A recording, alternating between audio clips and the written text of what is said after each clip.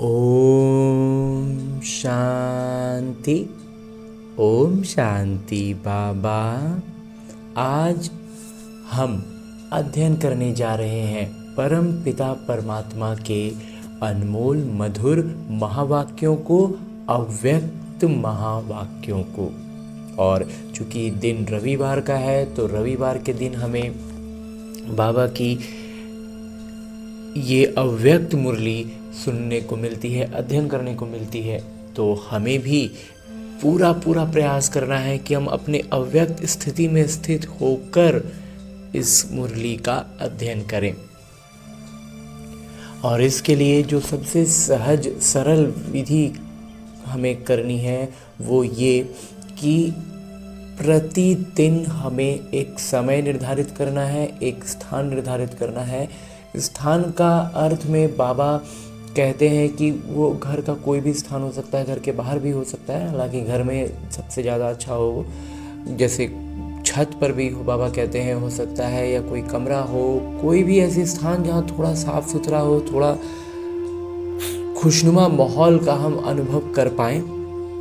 हालांकि माहौल से उम्मीद करना अच्छी बात नहीं है, लेकिन फिर भी थोड़ा सा भी जितना कर सकें वैसे माहौल में आराम से बैठना है, बड़े फुर्सत से बैठना। अपने दिनचर्या में बड़ा फुर्सत का समय हो, फिर चाहे वो इस ब्रह्मा कुमार का मंथन में एक तो है स्नान के तुरंत बाद का जो हम पूजा में रखते थे भक्ति के समय, और या तो फिर एक होता है सोते समय, जब सारी दुनिया के सारे काम काज करके अब हम अपने बिस्तर पर आ जाते हैं, अब एकदम कोई काम नहीं है, अब हमको सिर्फ सोना है। वो हमारा बिल्कुल निजी समय होता है। और वो निजी समय में हम अभी अज्ञान काल में क्या ज़्यादातर मोबाइल में ही समय लगाते हैं। तो बस उसी मोबाइल में ये ऐप खोलना है जिसमें बाबा के महावाक्य हैं, उसको बड़े फुर्सत से एकदम ऐसा अनुभव होगा कि बाबा और हम आमने सामने बस बिस्तर पर बैठ के जैसे परिवार के किसी सदस्य से बात करते हैं ना, बिल्कुल वैसे ही बातें अनुभव होंगी। और इसका अनुभव हम बहुत सहज तौर पर ये भी पाते हैं कि जब हम उनकी उपस्थिति का अनुभव करते हैं, अपने उनके सानिध्य में जैसे ही हम आते हैं, मुझ आत्मा के सारे आत्मिक गुण, शांति, पवित्रता, प्रेम, सुख और हर एक गुण सक्रिय हो जाता है। मैं उससे भरपूर अनुभव करने लगता हूँ। मतलब मैं बाबा के सानिध्य में उपस्थित हो चुका हूँ, बाबा मेरे साथ सामने आ चुके हैं। और जिसके कारण बाबा दृष्टि से जब हम उनको महसूस करते हैं कि वो मेरे सम्मुख है, तो दृष्टि से बाबा मुझ आत्मा में ज्ञान, प्रकाश और अष्ट शक्तियों का प्रवाह करते हैं। और इससे एक ऐसे आनंद का आवरण तैयार होता है जिस आनंद के इस आवरण में मैं और मेरे बाबा बड़ी फुर्सत से बैठकर इत्मीनान से हम अपने दिल की बात बाबा को कहते हैं, और बाबा अपने दिल की बात इसी मुरली में निहित करके मुझसे कहते हैं। विश्व परिवर्तन के लिए शांति की शक्ति का प्रयोग करो। हाँ जी बाबा। आज माता पिता अपने विश्व परिवर्तक बाबा की आशाओं के दीपक बच्चों को चारों ओर हर्षित हो रहे हैं। चारों ओर देख हर्षित हो रहे, चारों ओर बाबा की आशाओं के दीपक हम बच्चे, और विश्व परिवर्तन करने के निमित्त हम बच्चों को देखकर बाबा भी खुश हो रहे हैं। माता पिता जानते हैं कि बच्चों का माता पिता से अति अति अति प्यार है, और माता पिता का भी हर बच्चे के साथ पदम गुना से भी ज़्यादा प्यार है। और ये प्यार तो सदा ही इस संगम युग में मिलना ही है। माता पिता जानते हैं जैसे जैसे समय समीप आ रहा है, उसी प्रमाण हर एक बच्चे के दिल में ये संकल्प, ये उमंग, उत्साह है कि अभी कुछ करना ही है। क्योंकि देख रहे हो कि आज की तीनों सत्ताएं अति हलचल में है। चाहे धर्म सत्ता, चाहे राज्य सत्ता, चाहे विज्ञान की सत्ता, साइंस भी अभी प्रकृति को यथार्थ रूप में चला नहीं सकती। साइंस अभी प्रकृति को थोड़ी प्रकृति को तो कभी भी नहीं चला सकता। हाँ, सतयुग में चलाएगा अभी तो, क्योंकि वहाँ हमारी आत्मा की स्थिति इतनी श्रेष्ठ होगी कि हमारी और प्रकृति भी हमसे अधीन बाबा कहते हैं रहेगी, तो इसलिए उस समय हो सकता है, अभी नहीं। यही कहते होना ही है, क्योंकि साइंस की सत्ता प्रकृति द्वारा कार्य करती है।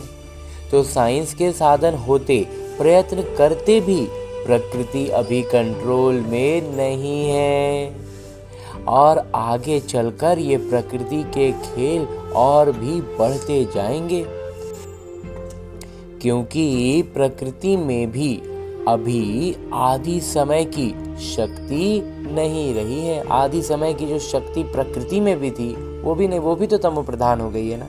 ऐसे समय पर अभी सोचो, अभी कौन सी सत्ता परिवर्तन कर सकती है?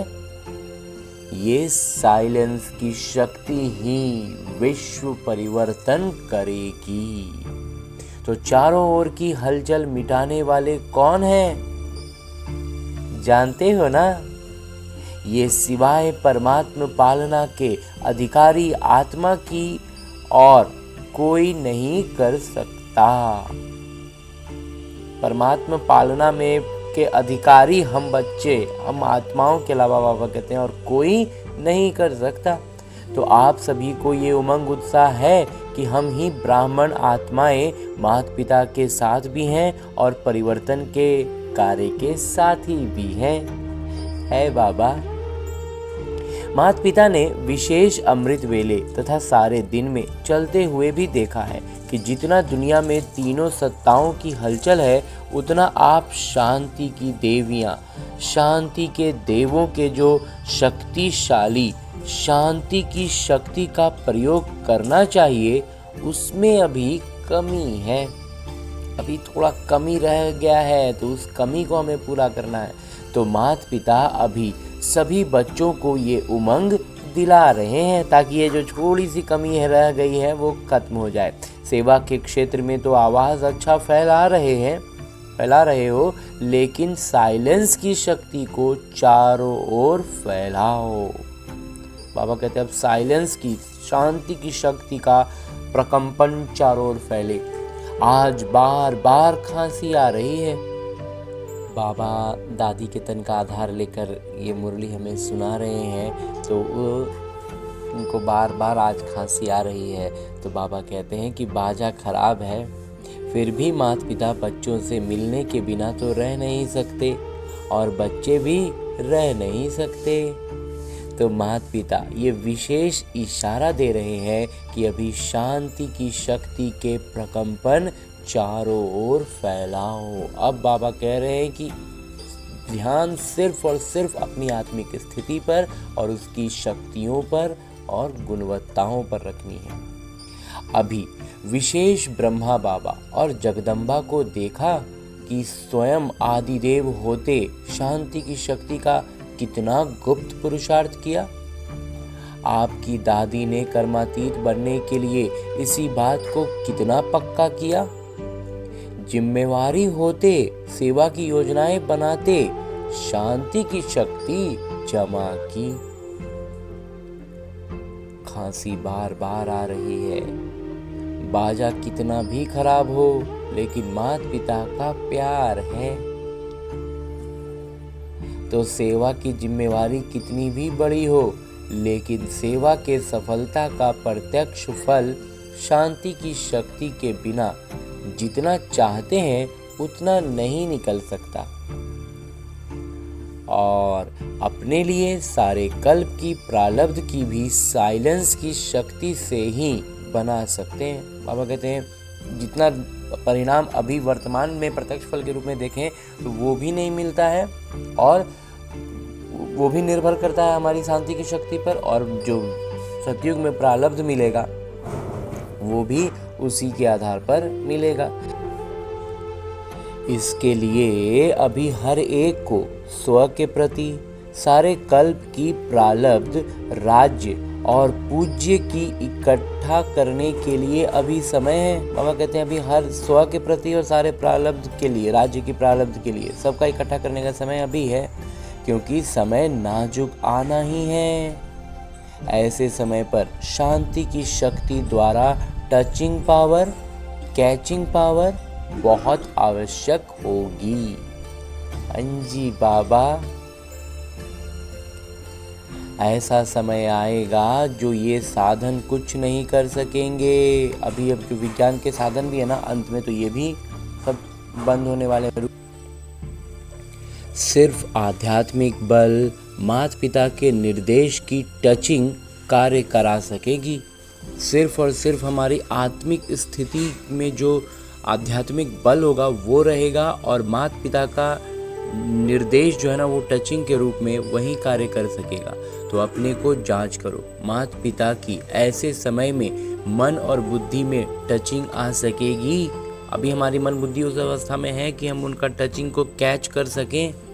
इसमें बहुत काल का अभ्यास चाहिए। इसका साधन है मन बुद्धि सदा ही, कभी कभी नहीं, सदा क्लीन और क्लियर चाहिए।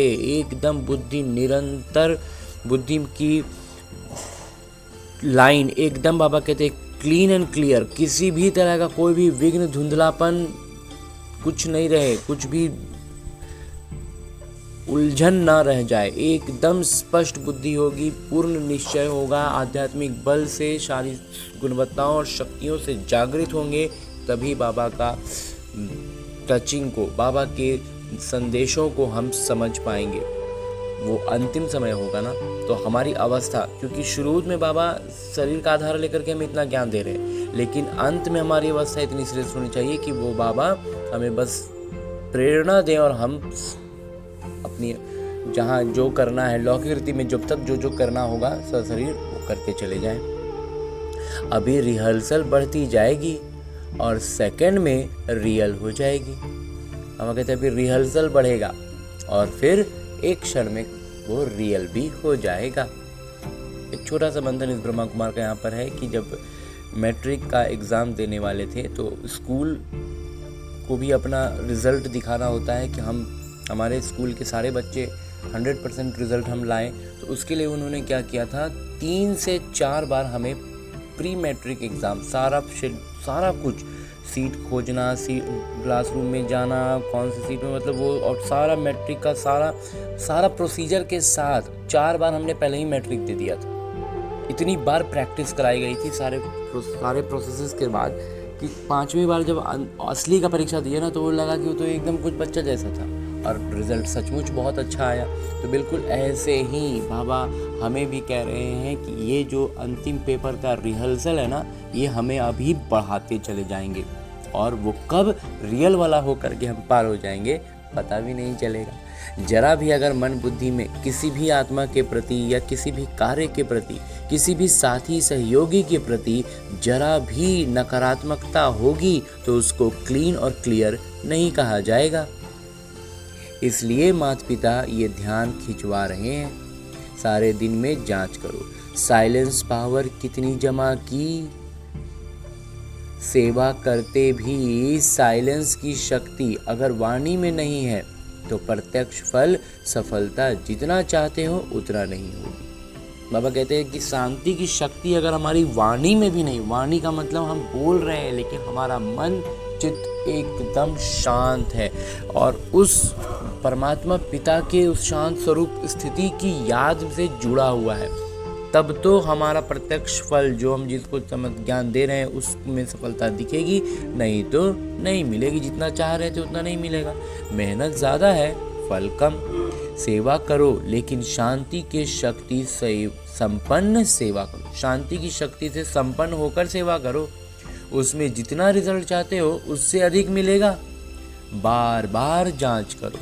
बाकी माता पिता को खुशी है कि दिन प्रतिदिन जो भी जहाँ भी सेवा कर रहे हैं वो अच्छी कर रहे हैं, लेकिन स्वप्रति शांति की शक्ति जमा करने का, परिवर्तन करने का और अटेंशन, और अधिक उसमें अटेंशन रखना है। शांति की शक्ति को जमा करने के लिए, परिवर्तन की शक्ति को जमा करने का ध्यान, सजगता और अधिक बढ़ानी है। बाबा कहते हैं और अटेंशन।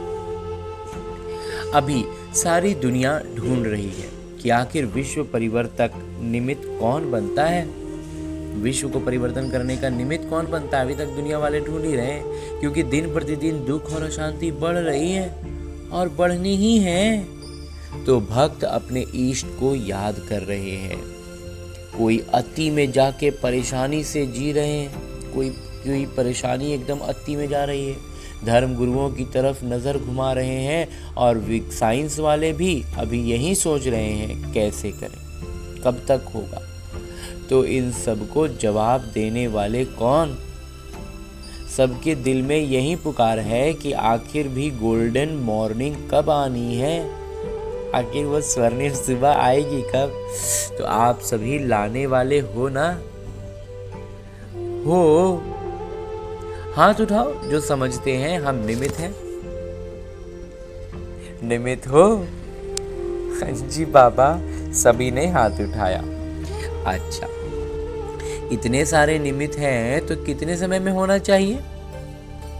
आप सभी भी खुश हो जाते हैं और माता पिता भी खुश हो जाते हैं। देखो, ये स्वर्णिम मौका हर एक को स्वर्णिम समय प्रमाण प्राप्त हुआ है। ये समय इतना स्वर्णिम है, ये संगम युग का स्वर्णिम समय है कि हमें ये स्वर्णिम मौका मिल रहा है, तो इसका हमें भरपूर फायदा लेना है ना।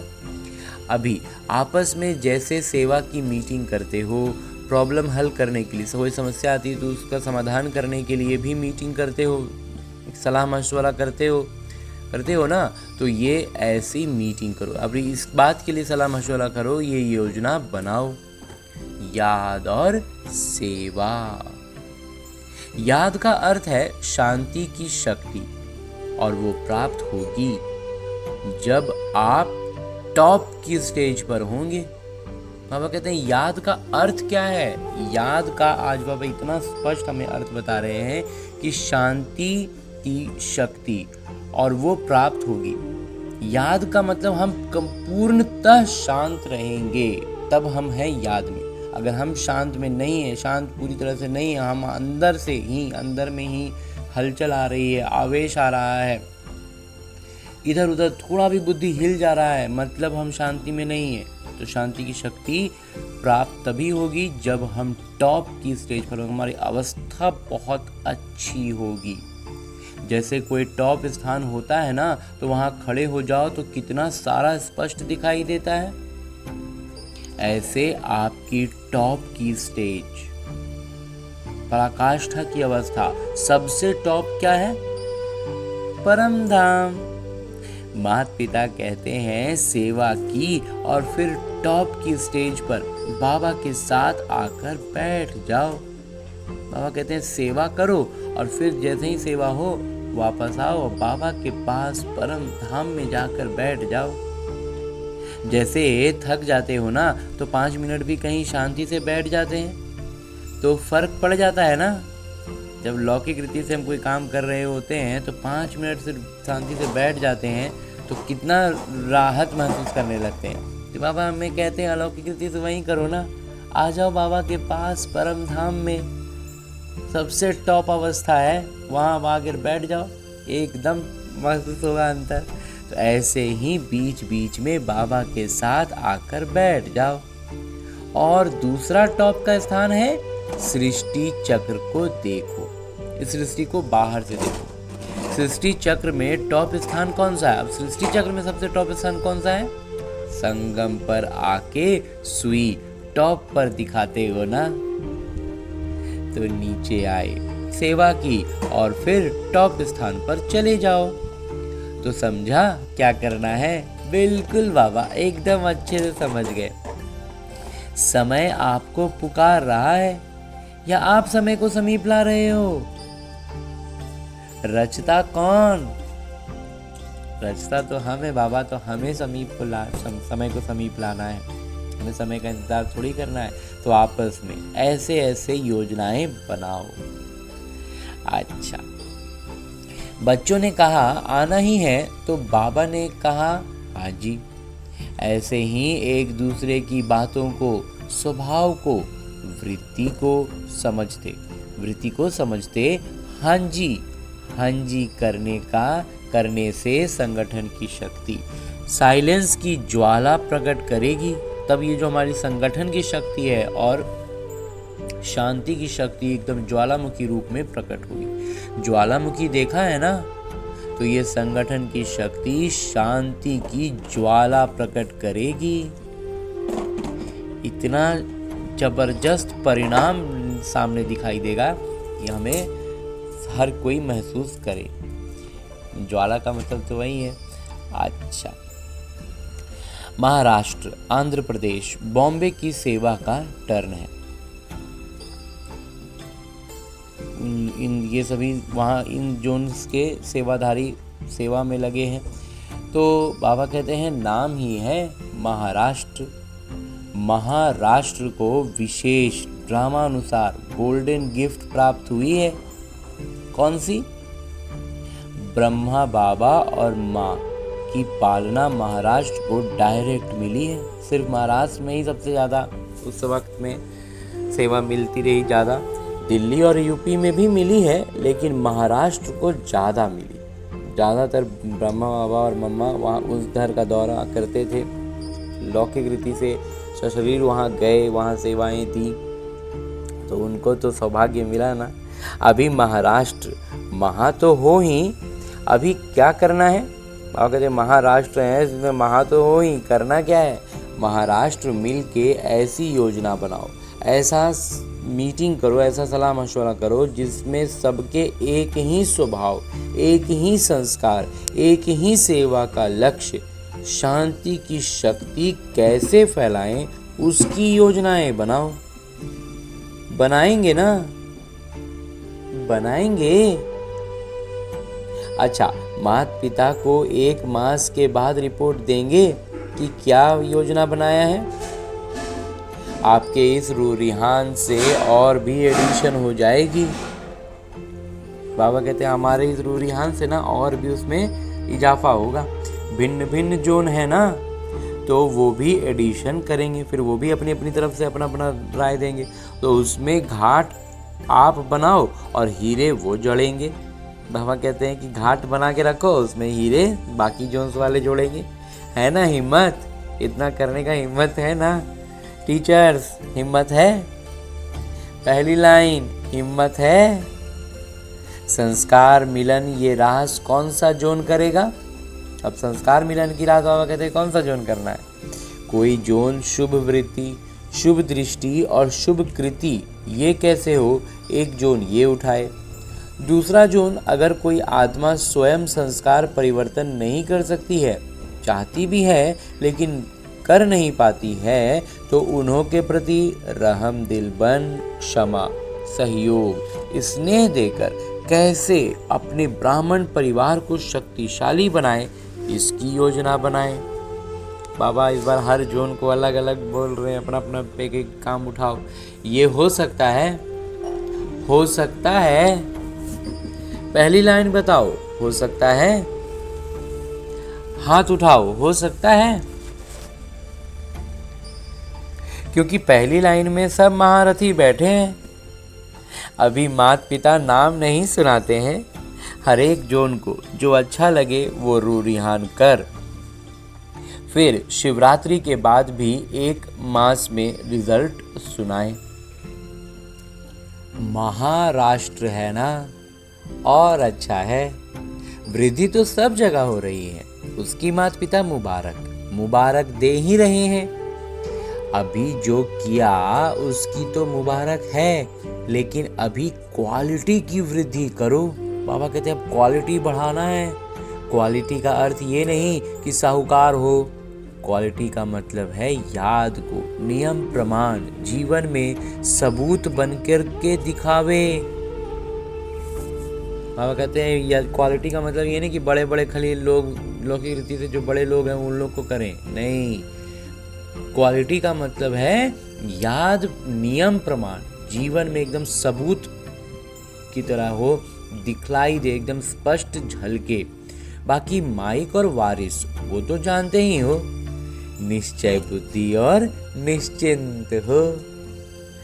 अच्छा, दोहरे विदेशियों में युगलों और कुमारियों की विशेष रिट्रीट चली है, तो ये निशानी लगा के आए हैं। वो अपना निशानी लगा के अच्छा लगता है। कुमारियां ऐसे घूम जाओ तो दूसरे देखें, चक्र लगाओ। अच्छा है। सभी भाग्यशाली हैं, लेकिन कुमारियां दोहरी भाग्यशाली हैं। क्यों? ऐसे तो कुमार भी भाग्यशाली हैं, लेकिन कुमारियों को अगर कुमारी जीवन में अमर रहती हैं तो माता पिता का, गुरु भाई का तख्त मिलता है। दिल तक तो है ही, वो तो सभी को है, लेकिन गुरु का तख्त है, जहां बैठ करके मुरली सुनाते हैं, तो उनको गुरु का वो तख्त मिलता है ना दीदियों को। तो शिक्षक बन के शिक्षा देते हो, इसलिए माता पिता कहते हैं कि कुमारियां दोहरी भाग्यशाली हैं। कुमारियों के लिए गायन है कि 21 परिवार का उद्धार करने वाली हैं। तो आपने अपना 21 जन्म का तो उद्धार किया, लेकिन और जिन्हों के निमित्त बनती हो उन्हों का भी 21 जन्म के लिए उद्धार हो जाता है। तो ऐसी कुमारियां हो ना, ऐसी हो पक्का। जो थोड़ा थोड़ा कच्चा है वो हाथ उठाओ, पक्का है। आपने देखा, दादियों से बाबा कहते हैं पक्की कुमारियां हैं, पक्की हैं। मोहिनी बहन जो न्यूयॉर्क से हैं वो बताएं, पक्की हैं? कुमारियों का ग्रुप पक्का है। इनकी शिक्षक कौन? मीरा बहन। पक्की हैं तो ताली बजाओ। माता पिता को भी खुशी है। अच्छा, ये कुमारियों की जो 8वीं रिट्रीट है, इनका विषय था अपनेपन का अनुभव। 30 देशों की 80 कुमारियां आई हैं। सबने अपनेपन का अनुभव बहुत अच्छा अनुभव किया। सबने अपनेपन का बहुत अच्छा अनुभव किया। मुबारक हो, उसके लिए बाबा मुबारक देते हैं। ये तो कुमारियां हुई। आप सब कौन हो? आप कहो तो कुमारियां हैं। हम ब्रह्मा कुमार और कुमारियां हैं तो सब ब्रह्मा कुमार कुमारी ना, तो सब कुमारियां ही हो गए। आप भी कम नहीं है। ये कुमारों का ग्रुप है, मिला जुला ग्रुप है, अच्छा है। युगलों को कौन सा नशा है? एक्स्ट्रा नशा।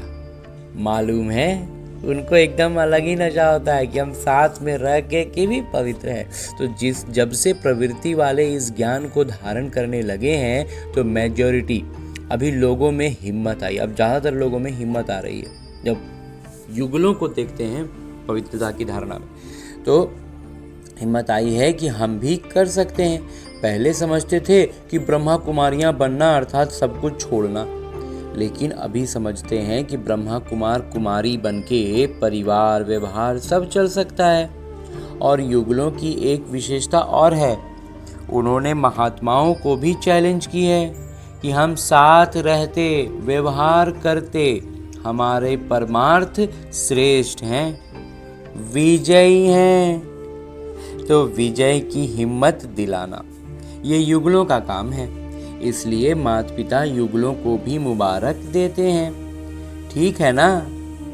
चैलेंज करने वाले हो ना? पक्का? कोई ओके सीआईडी करे तो करने दो। बाबा कहते हैं कोई अगर एकदम ना पीछे लग गया, एकदम देखेंगे, जांच समझेंगे, जांच करेंगे। बाबा कहते हैं तो कहो, करने दो, है ताकत है। और कहते हैं तो फिर उसको करने दो ना, जब पवित्रता है तो उसको करने दो, ताकत है ना। हाथ उठाओ। अच्छा, माता पिता सदा ही दोहरे विदेशियों को हिम्मत वाले समझते हैं। क्यों? माता पिता ने देखा है कि काम पर भी जाते, क्लास भी करते, कई क्लास भी कराते, लेकिन ऑल राउंड सेंटर की सेवा में भी मददगार बनते हैं। इसलिए माता पिता टाइटल देते हैं। ये है ऑल राउंड ग्रुप। अच्छा, ऐसे ही आगे बढ़ते रहना और औरों को भी आगे बढ़ाते रहना। अच्छा, टीचर्स से बाबा कहते हैं टीचर्स ठीक है, बहुत हैं टीचर्स।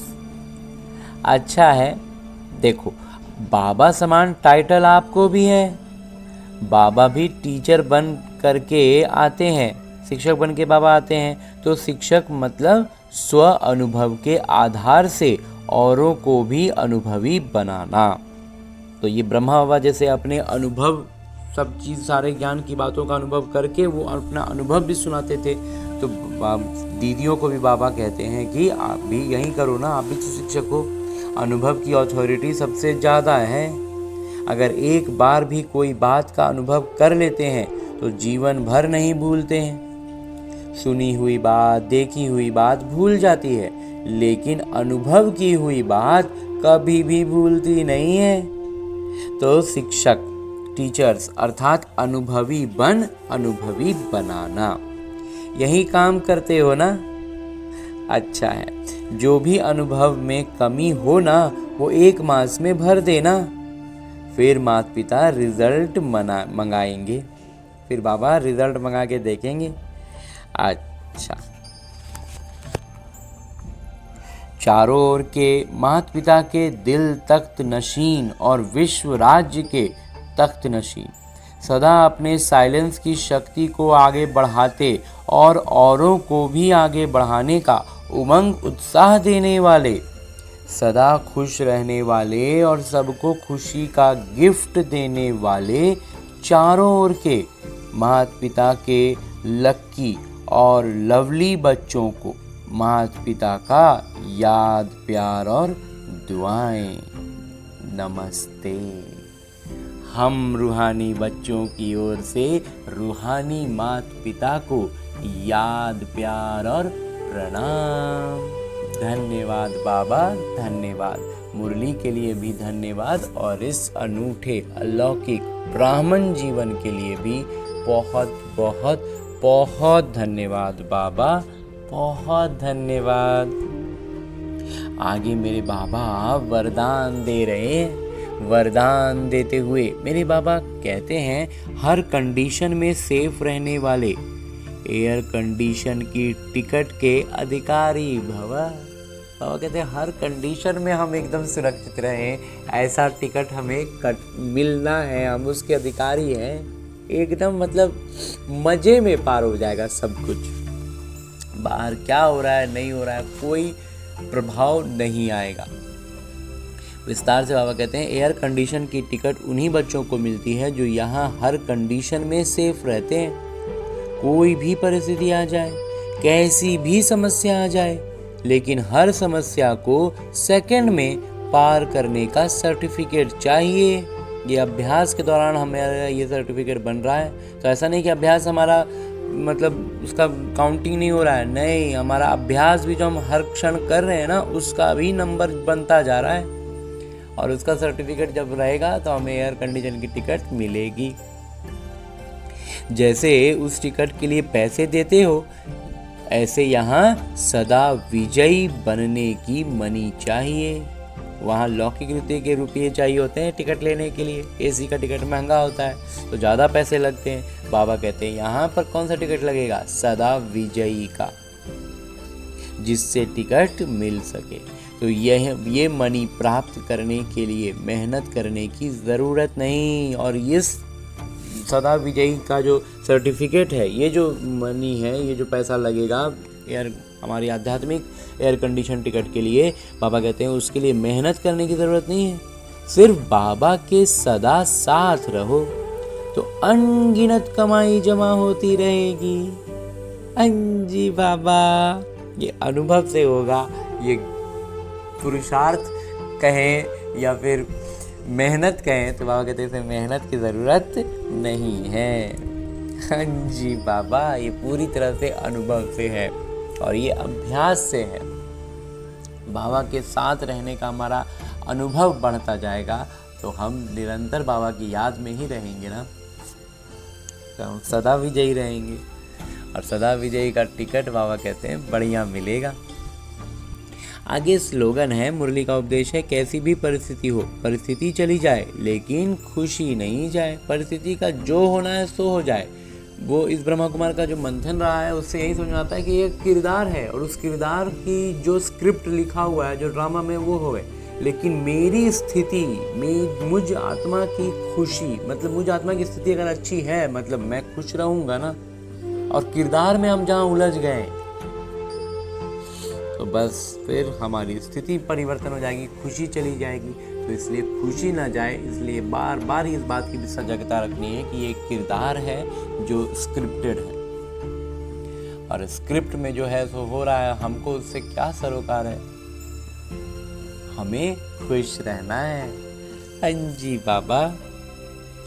और अभी तक हमने परमपिता परमात्मा के इतने श्रेष्ठ अमूल्य अव्यक्त वाणी को उनकी चैतन्य उपस्थिति के साथ अध्ययन करने का प्रयास किया और अनुभव भी किया ना।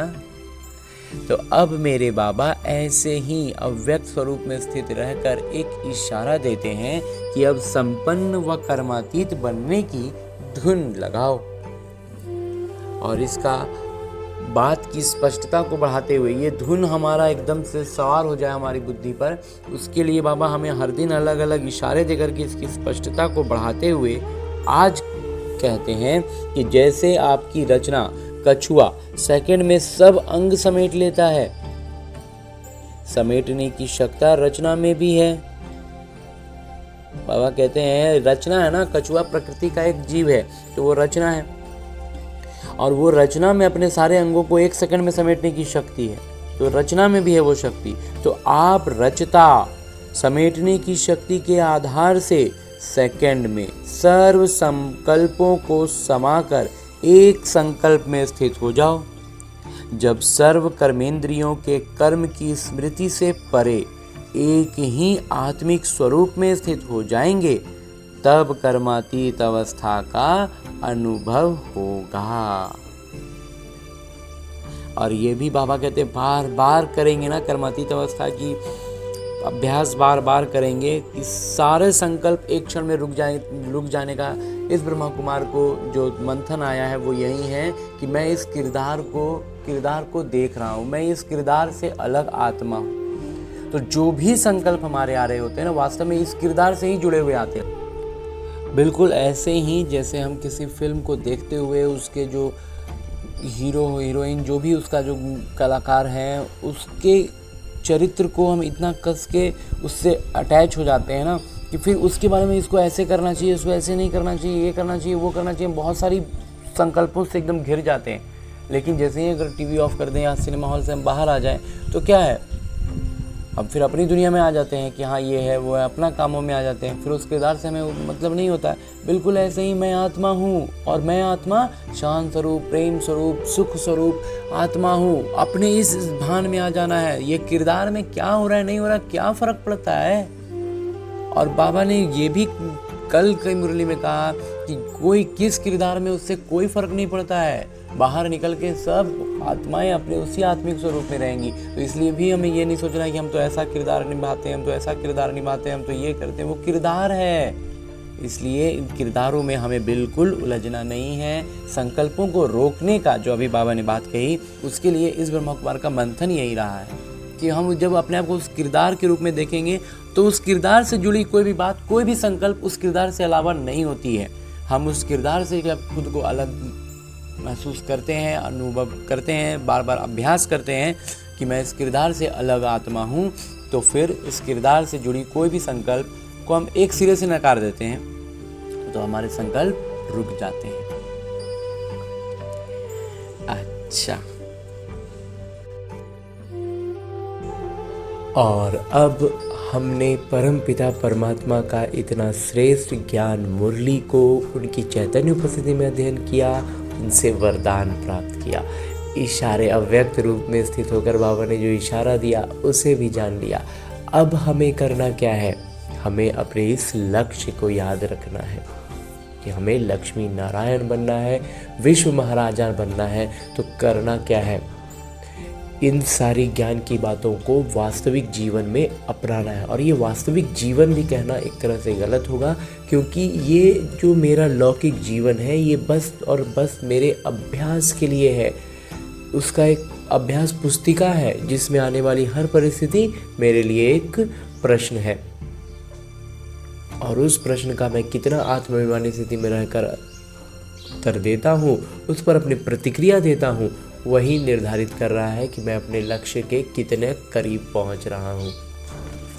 तो इसके लिए अभी फ़िलहाल हमें लौटना है अपने इस स्थूल शरीर में, अपने इस किरदार, जहाँ मुझे न केवल अपने सारे आत्मिक गुणों की स्मृति रखनी है बल्कि अष्ट शक्तियों की जागृति रखनी है। और उन अष्ट शक्तियों को इस ब्रह्मा कुमार ने अपने मंथन से इस क्रम में सजाया है कि सबसे पहले हमारे भीतर ज्ञान के बाद जो शक्ति जागृत होती है वो होती है सहन शक्ति। जब हम ज्ञान की महीन बातों को नहीं समझ पाते हैं, कुछ स्पष्ट नहीं हो पाता है, या जहाँ पर भी जिस भी परिस्थिति में हम स्पष्टता में थोड़ा भी उलझते हैं, तो अगर लेकिन निश्चय पूरा होता है तो हम सहन शक्ति की जागृति के साथ हर परिस्थिति को पार कर पाते हैं। उसके बाद जो जागृत होती है वो होती है परखने की शक्ति, और उसी के साथ साथ निर्णय करने की शक्ति। अब निर्णय क्या करना है? निर्णय करने के लिए हमारे पास 5 शक्तियाँ हैं कि हमें इन 5 में से कौन सी शक्ति का इस्तेमाल करना है। तो इसमें सबसे पहला इस ब्रह्मा कुमार को लगता है कि है समेटने की शक्ति। समेटने की शक्ति का अर्थ है, इस ब्रह्मा कुमार का मंथन रहा है कि सबसे पहले जो आती है वो है समेटने की शक्ति। समेटना क्या है? अपने उन पुराने संस्कारों को जो रावण के प्रभाव में बने हैं। दूसरा है समाने की शक्ति। वही सारी संस्कार जो अन्य आत्माओं में, संबंध संपर्क की आत्माओं में रावण के प्रभाव में पनपे हैं, विकसित हुए हैं और वो उनसे घिरे हुए हैं, तो उनको उस नज़र से हम देख पाएँ, इसके लिए हमें शक्ति जो चाहिए वो है समाने की शक्ति। तो उनके रावण के प्रभाव में बने संस्कारों को समाने की शक्ति। उसके बाद जो आती है वो है संकीर्णता की शक्ति। संकीर्णता की शक्ति का अभिप्राय इस ब्रह्मा कुमार के मंथन के अनुसार है कि जहाँ पर हमारा हस्तक्षेप का या फिर हमारे इन्वॉल्व होने का, हमारे उससे जुड़ने का कोई अर्थ नहीं है, हमारे लिए वो व्यर्थ है, तो वैसे में अपने आप को उसमें जोड़कर हम खामोखा में कहीं उलझ ना रहे हो, इसके लिए भी, इसका स्पष्टीकरण के लिए भी हमें शक्ति चाहिए कि जहाँ ज़रूरत, मतलब संकीर्णता के साथ, मतलब जिसको कहते हैं कि आराम से हम निकल सकते हैं और हम झूठ मूठ में फंस रहे हैं, वो काम ना करके, तो इसके लिए भी शक्ति चाहिए। तो वही है संकीर्णता की शक्ति। उसके बाद जो है वो है सामना करने की शक्ति। तो ये भी हमें परखना होगा ना कि हम यहाँ से एकदम, मतलब बिना किसी जुड़ाव के एकदम सीधे निकल सकते हैं या फिर हम निकल नहीं सकते, तो हमें उसका सामना करना ही है। तो हम उस परिस्थिति का, उन बातों का अच्छे से सामना कर पाएँ, उसके लिए भी हमें जो शक्ति चाहिए वही है सामना करने की शक्ति। और उसके बाद जो एक शक्ति है उसका नाम है सहयोग की शक्ति। सहयोग की शक्ति का अर्थ है कि जब हम अपने सारे गुणों और शक्तियों से खुद को भरपूर अनुभव करते हैं, सारी शक्तियों की जागृति के साथ होते हैं, तब हम अन्य आत्माओं को सहयोग दे सकते हैं। यूँ तो हम यहाँ गलती ये करते हैं कि आज हमने पहला ज्ञान समझा और हम दूसरों को बताते हैं, तो ये बहुत खुशी और उमंग उत्साह के लिए ठीक है, लेकिन दूसरों को बताने में अगर हम पीछे हो रहे हैं, हम फिसल रहे हैं, वो हमें खींच ले रहे हैं, तो इसका मतलब है कि हम सहयोग की शक्ति से भी निपुण नहीं हुए हैं। तो जब तक हम खुद का पाँव अच्छे से न जमा लें, हम बाढ़ में किसी बह रहे या व्यक्ति को लौकिक तौर पर अगर उदाहरण के रूप में देखें तो किसी को बहता हुआ क्यों हम रोकें और खुद ही हमारे पाँव जमे नहीं हैं, हमने खुद को रस्सी से कोई चीज़ से बांधा नहीं है, तो फिर हम दूसरों को मदद नहीं कर सकते हैं, हम खुद ही बहने लग जाएंगे। तो इसलिए हमें इस बात का स्मृति रखनी है, इस शक्ति को भी समझना है। तो इस तरह की अष्ट शक्तियों की जागृति के साथ सारे सातों आत्मिक गुणों को स्मृति में रखते हुए सारी प्रतिक्रियाएं हमारे इसी अनुसार हो, ऐसा अभ्यास करने के लिए लौटते हैं अपने इस किरदार में, अपने इस स्थूल शरीर में। अच्छा, ओम शांति।